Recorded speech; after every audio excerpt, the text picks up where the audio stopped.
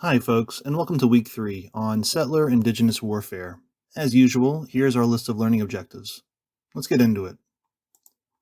Let's start with Reading 1 by Cherokee historian Tom Holm, whose reading helps dispel some of the inherited prejudices of colonial knowledge, such as stage theory, a relic of 19th century anthropology and race science that posited a hierarchy of humanity, ranging from savagery to barbarism to civilization. Instead, the author presents a more culturally relativistic perspective to the history and anthropology of warfare, positing cycles of limited/indecisive and total/decisive warfare that track with shifting geopolitical orders. For example, the author looks at the origin story of the Lenni Lenape, although we could also look at that of the Haudenosaunee, aka the Iroquois Confederacy, which originated sometime between the 11th and 15th centuries AD. The Haudenosaunee came together as a multinational confederacy founded by a great leader known as the Peacemaker, or Daganoweda, whose Great Law of Peace established the oral constitution of the Iroquois. Prior to that, the indigenous peoples in this region lived in a period of endemic warfare, marked by a low-intensity yet constant state of conflict that was essentially driven by a revenge complex, or blood feuds. So not total and decisive in nature, yet endemic. The Great Law of Peace, however, placed restrictions on this revenge complex, managing warfare patterns in such a way as to reflect the Iroquois' decentralized political order. Yet, last week, we saw how Iroquois warfare radically transformed in the context of the northeastern colonial shatter zone, which unleashed a contagion of violence across nearly half the continent. Recall the Westos, who were once victims of the Iroquois in the Great Lakes region before migrating south and victimizing the Mission Indians of Spanish Florida. This decisive transformation was a consequence of a more general diffusion of violence emanating from the core of the modern world system in Europe. The author highlights, for example, the 17th century 30 Years' War in Europe, a cataclysmic event that marked a new era of total warfare in which it was increasingly conceivable to wage war against entire populations. Additionally, we could look at the British experience in the centuries-long colonization of Ireland as a testing ground for settler colonialism, in which the arrival of settler migrants and the hegemonic expansion of a modern property regime created new categories of threats. We'll see later how this relentless and uncompromising property regime underpinned the escalatory dynamic of frontier warfare. But rather than continue tracing the historical transformations of warfare patterns and colonial violence in indigenous North America, we are apparently obligated to pay homage to the hegemonic understanding of genocide, which isn't a single definition per se, but rather a discursive practice, or a dominant way of thinking and speaking about genocide that operates mostly in the background, even with historians who, like Ben Madley, make explicit appeals to the UN Genocide Convention, because, as he says, it has quote-unquote teeth in international law, even though it's a notoriously difficult crime to prosecute, given its stringent mental element requirement. Now, frankly, not a lot of perpetrators have been convicted of genocide, as opposed to war crimes or crimes against humanity. Yet considering how many countries have ratified the convention, it does appear to reflect some modicum of international consensus, however shallow that consensus may have been under a more critical reading of the drafting history. A narrower interpretation of genocide's meaning also appeals to the popular imagination of the Holocaust, and by extension the genocide concept itself as a symbol of sacred evil. Holocaust memory has had a paradigmatic effect on the field of genocide studies, setting a benchmark against which all other possible historical cases are measured. An ongoing critical turn in the field is pushing back against this dominant way of thinking. Emblematic is Dirk Moses's 2021 book, The Problems of Genocide, which I referenced in my Week 1 video lecture regarding the problematic understanding of genocide as a depoliticized hate crime. There are other critical concerns with this keyword as well. For one thing, it's problematic to take a concept that was conceived and popularized in one specific historical context and then apply it to another. Now, that's what I mean by calling it an ahistorical benchmark. Scholars who use the Genocide Convention as a descriptive or analytical rubric often force-fit their historical narratives to satisfy the hegemonic understanding of genocide. In contrast, I can talk more on the discussion forum about the merits of a mutable and historically contingent conception of genocide as opposed to a fixed one.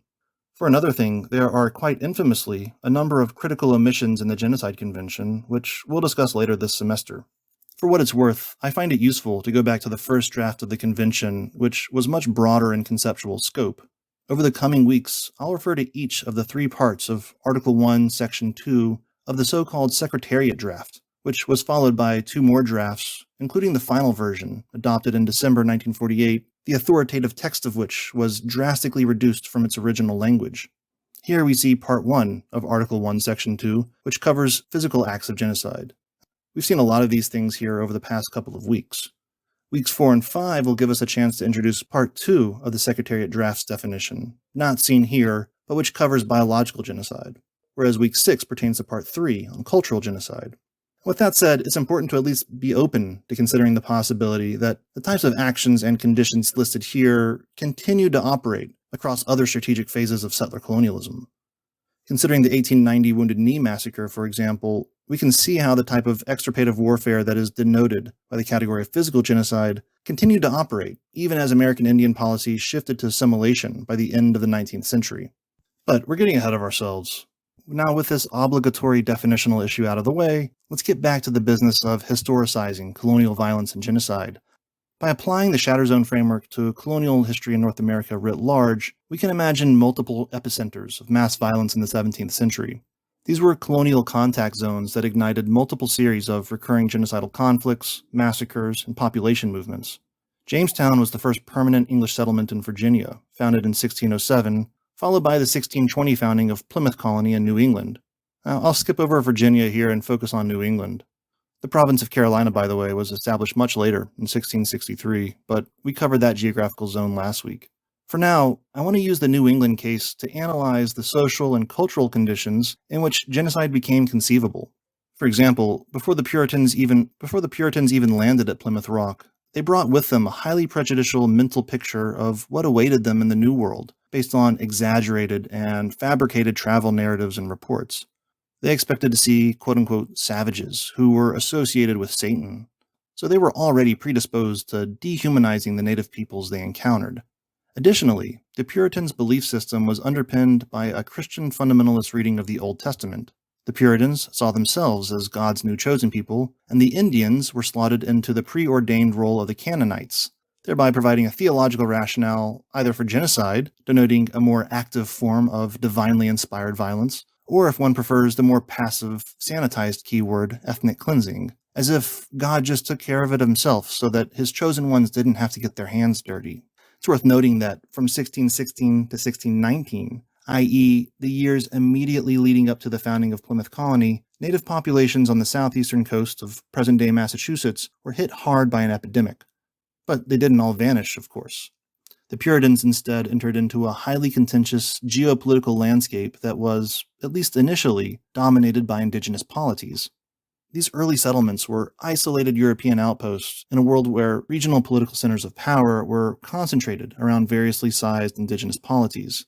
And the initially disproportionate balance of power meant that these isolated European outposts could be easily overrun. No one really knows what happened to the lost colony of Roanoke, for instance, which was an English settlement in present-day North Carolina from the late 16th century that mysteriously disappeared without a trace. This was a precarious new world indeed. And puritanical fundamentalism was already steeped in paranoia. Here we see a primary source that promoted a conspiracy theory in 1620's Plymouth Colony about an amorphous indigenous plot involving secretly united local Indian bands in an organized effort to annihilate the settlement. In reality, no plot ever existed, at least not anywhere near the scale imagined. But of course, knowing what we know from the philosophy of social constructivism, what matters is that if people define situations as real, they are real in their consequences. So if the leaders of Plymouth Colony feared its precarious existence was at risk, then violent escalation could be justified from a preemptory logic, like cutting off the head of a snake before it strikes. I once again refer to Dirk Moses's magisterial book, which explains how the desire for permanent security enables civilian destruction. This paranoid security climate followed Anglo-American settlers as they moved westward over the 18th century, stretching the trajectories of frontier warfare across the Trans-Appalachian backcountry into the Old Northwest, especially to present-day Ohio and Indiana, opening up new theaters of conflict and larger geopolitical struggles. The opening battle in the 7 Years' War, or as it's known in North America, the French and Indian War, occurred in the Pennsylvania backcountry, underscoring the fact that violence on the frontier had a propensity for recurrence and contagion, kind of like Barbara Alice Mann describes in her reading this week about the repeating pattern of massacres in the Old Northwest. The need to quell disruptive violence between settlers and natives was a major reason for the Royal Proclamation of 1763, which followed the French and Indian War and was issued in the context of Pontiac's War, which involved an unprecedented multinational indigenous confederacy across the Great Lakes region against American settler colonialism. Faced with such formidable barriers to expansion, and in light of a costly world war, the Royal Proclamation forbade all settlements west of the Appalachians. This, of course, was an important prelude to the American Revolution, which in many ways was a settler revolution. After independence, the fledgling U.S. government faced the same barriers to expansion, which it sought to manage in the orderly manner set forth in the famous Northwest Ordinance of 1787, Article 3 of which professed to maintain the, quote, utmost good faith towards the Indians, unless in just and lawful wars, end quote. The preferred policy option during the early republic was to obtain land cessions from the Indians. It was far less costly to purchase Indian land than to seize it by force. But, and this is a big but, in order to compel reluctant settlers, after all, many indigenous peoples didn't want to leave their homelands, the U.S. government thus resorted to threats of extirpative warfare. Check out page 99, for example, in Osler's book, for a quote from U.S. Secretary of War Henry Knox. This word, extirpate, is a bit antiquated, but it's part of the semantic field that predates the mid-20th century invention of the keyword genocide. Here you see its definition from a popular 18th century dictionary. So this is how English-speaking historical actors understood this word in this general historical context. Now, that the Americans failed to utterly extirpate their native targets doesn't necessarily mean that genocide didn't happen. Osler argues that this failure was due to the limits of American power, as well as, and more importantly, the resilience of indigenous peoples themselves. If anyone's looking for a cool research idea, you could read Osler's book through the lens of genocide prevention and resilience. Anyways, reading 5 is from Helen Jackson's famous late 19th century book on American Indian history. This isn't a primary source, at least not as we're using it, but I definitely encourage you all to look up this author in order to understand the historical context in which she was writing. For now, let's follow her richly sourced account of a genocidal massacre that should touch close to home for us here at Gratz College. In mid-December 1763, a small band of Scotch-Irish Presbyterian frontiersmen rode into a place called Conestoga Manor near the town of Paxton in western Pennsylvania, where they murdered 6 Indians who were living under the protection of the Quaker-controlled government. 2 weeks later, the Paxton Boys, as they were called, tracked down the remaining 14 Conestoga Indians who had sought refuge in the city of Lancaster, and brutally murdered them in a bloody spectacle in broad daylight, as seen here in this 1840s lithograph. Over a month later, the Paxton Boys swelled into a settler militia that marched on Philadelphia, much to the horror of its more urbane residents. The Paxton Boys could have probably committed another massacre that day, had it not been for none other than Ben Franklin, negotiating a de-escalation. So a massacre may have been averted, but the fact that they got away with it implies some degree of official sanction. Now, I'm just skimming the surface with this case study, but the idea here is to follow Ben Madley's advice, to re-examine the American genocide debate by narrowing our focus from the macro-level scope of the continental U.S. towards more regional and local levels of analysis.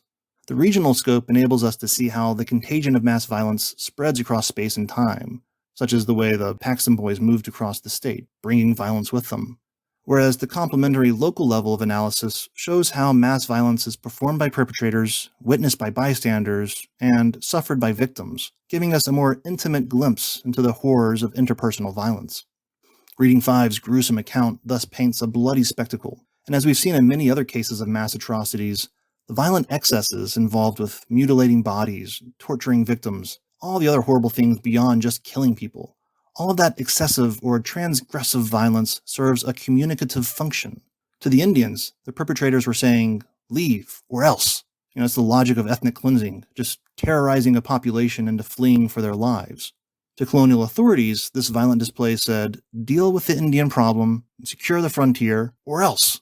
And to other settlers, the perpetrators were essentially saying that if they don't deal with it, they being the government, then we will. This is how settler colonial violence radicalizes on the frontier. And by drawing our attention to the local level, and to this story in particular, I'm also imploring us to reckon with our own institutional connection to this history. We're all working remotely, of course, but our school is located in a suburb of Philly, and the namesake of our college was from a prominent Jewish family from Lancaster at the time. So, in a sense, we're connected. What is our responsibility? Now, I know that question takes us out of our historicizing agenda this week, but it does harken back to our very first slide in week 1, where we considered the stakes of studying Native American genocides. I guess if we're taking liberties with our historicizing agenda, then let's just skip ahead to the 19th century with reading 8, which continues our theme this week of violent contagion, or the spread of violence ushered by the interactions between empires and indigenous peoples. The author, our good friend Ned Blackhawk, focuses on the Indians of the Great Basin, a large, arid, and rugged region in between the Rocky Mountains and the Sierra Nevada, a mountain range in California. This region suffered recurring waves of colonial violence, beginning in the late 16th century when the Spanish silver mines in Mexico created a market for human captives in New Mexico.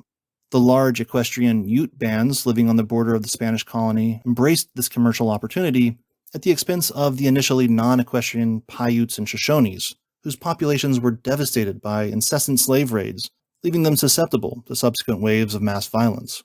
Between 1840 and 1860, over 250,000 American immigrants traversed the basin along the famed Oregon and California trails. Most of these interlopers didn't linger in the region, but their harmful ecological impact threatened already precarious indigenous lifeways, whose survival strategies amidst demographic and environmental turmoil included adopting new technologies of warfare in order to support a more limited economy based on raiding horses, food stocks, and captives. The Utes have been doing this for generations, of course, and after a series of devastating wars with the Mormons in the 1850s, they were forced onto a reservation that was geographically minuscule compared to their former homelands, but it at least provided some modicum of federal recognition and protection. Southern Paiutes sought refuge with the Mormons, also managing to carve out a small reservation, while some of its members were absorbed into the settler domestic economy as slaves or servants. The Western Shoshone, however, remained outside the American orbit, and seeing the relative success of their former Ute oppressors, they followed the model raiding economy, hitting wagon trains, postal workers, and telegraph lines. During the American Civil War, the Union Army sent detachments to pacify quote-unquote hostile Indians in this lawless but geostrategically important transit region. This culminated in the Bear River Massacre, when California volunteers in the U.S. Army sought to exterminate an entire Shoshone encampment near the present-day Utah-Idaho border. The massacre occurred on a brutally cold morning, leaving many survivors to perish in the terrible conditions. The quote-unquote battle that's depicted in this New Deal-era mural hardly does justice to the massacre. But before we consider how this violent history has been both remembered and forgotten by American mythologies, we can use this case to demonstrate a fairly typical pattern of escalatory violence in 19th century frontier warfare, as outlined in Reading 6. As we've seen, the ecological, economic, and social impacts of settler invasions upended indigenous peoples' means of supporting their own lives. Not only did this create conditions untenable for life, or what we might call structural violence or slow death, but it also fostered indigenous resistance, as native peoples turned to a raiding economy, both as a means for survival and as a way of gaining political leverage in order to force a treaty and eke out a reservation. Yet the Americans were predisposed to seeing any resistance as fundamentally illegitimate, enabling a paranoid security rationale to justify the extermination of Indian bands deemed to be quote-unquote hostile. Quite simply, indigenous peoples in the late 19th century American West faced an impossible choice. Either they could submit to the Americans and subsume to its assimilationist agenda, or they could fight back and risk extermination. We'll come back to this dilemma in week 5. The final objective this week is to consider the epistemological blinders that limit our ability to see, let alone understand, the horrifying legacies of mass violence. The silencing of the past has been accomplished through a robust American mythology justifying settler colonialism, such as with Manifest Destiny or the Frontier Thesis. The primary function of myth, Blackhawk tells us, is to turn history into nature. Thus, in the popular imagination, the vanquishing of the Indians was somehow inevitable, kind of like we saw last week with the Virgin Soil Thesis and its appeal to social Darwinism. An important ideological function of settler colonialism is the disavowal of its foundational violence. Even when settler colonial narratives celebrate anti-indigenous violence, and there's plenty of that in American culture, it does so in a way that recasts settler violence as defensive and righteous, even progressive, in the sense of pushing forward the steamroller of modernity. Massacres are often camouflaged in public memory as wars and battles, just like we saw with that mural on the previous slide.